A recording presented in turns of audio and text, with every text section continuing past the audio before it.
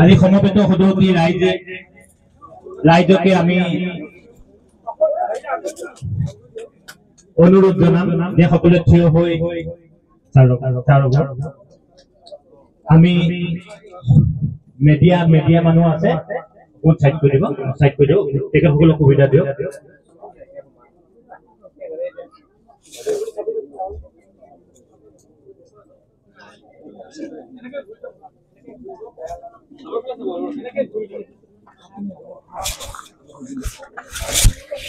আমি আজি পৰম আহ্লাদিত হৈছো এইবাবেই যে অৰুণাচলৰে নহয় সমগ্ৰ ভাৰতবৰ্ষৰ এগৰাকী প্ৰথিতযশা কবি, সাংবাদিক, উপন্যাসিক, গল্পকাৰ মামং দাই বাইদেউক আমি বহুত ব্যস্ততাৰ মাজতো আমাৰ মাজত আহি উপস্থিত হৈছে আমাৰ আমন্ত্ৰণ ৰক্ষা কৰি।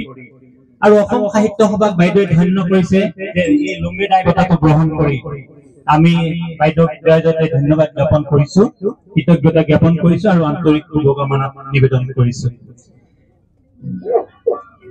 অসম সাহিত্য সভাৰ এই বঁটা আন্তৰিকতা, শ্ৰদ্ধা আমি তেখেতক বৰণ কৰিবলৈ ওলাইছো। তেখেতক বৰণ কৰিবৰ কাৰণে সভাপতি মহোদয় কৰিছে, উপ সভাপতি মহোদয় এখন চেলেঙৰে বৰণ কৰিবৰ কাৰণে অনুৰোধ কৰিছো।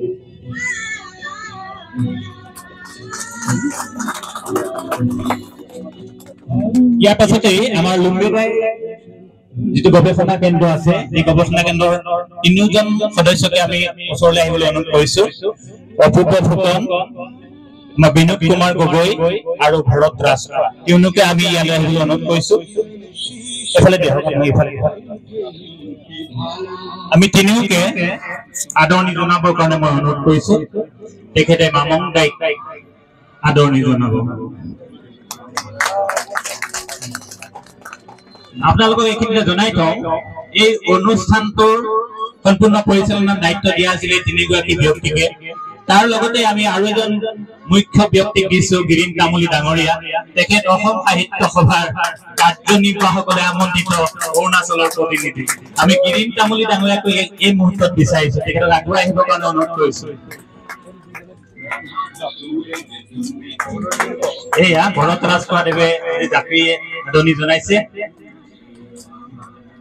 তাৰ পাছতেই অসম সাহিত্য সভাৰ 2025 বৰ্ষৰ সাহিত্য সূৰ্য লুম্বি দাই বঁটা প্ৰদান কৰিব অসম সাহিত্য সভাৰ মাননীয় সভাপতি ডক্টৰ বসন্ত কুমাৰ গোস্বামী ছাৰে।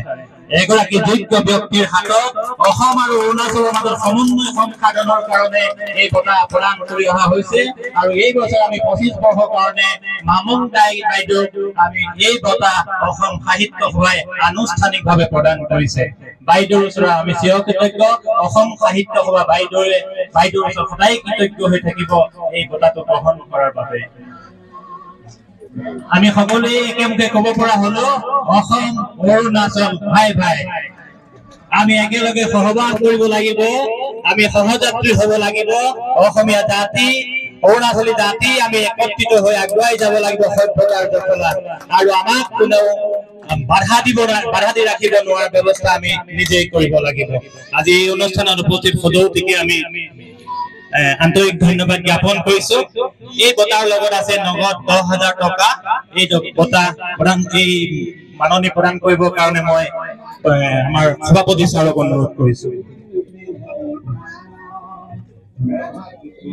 এয়া 10,000 টকা। আমাৰ হৃদয়ানন্দ গগৈদেৱে এখনি গামোচাৰে আদৰণি জনাব বিচাৰিছে। আমি এইখিনিতে আমি ক্ষমা ভিক্ষা মাগিছো। আজি প্ৰাকৃতিক দুৰ্যোগৰ বাবে আপোনালোকক সুবিধা দিব পৰা নাই অনুষ্ঠানটো উপভোগ কৰা। তাৰ কাৰণে আমি সভা পাতি আমিও বহুত পলমকৈ আহিব লগা হ'ল। গতিকে তাৰ বাবে আমি ক্ষমা ভিক্ষা মাগিছো।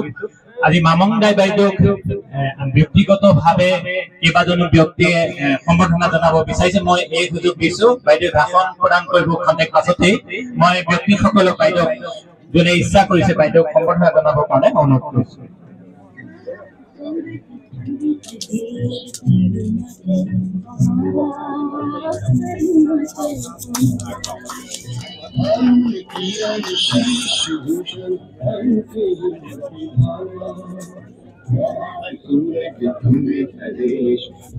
আমি সদৌতিকে আহক তাতে বহি কওক আমি আসন গ্ৰহণ কৰিব কাৰণে অনুৰোধ কৰিছো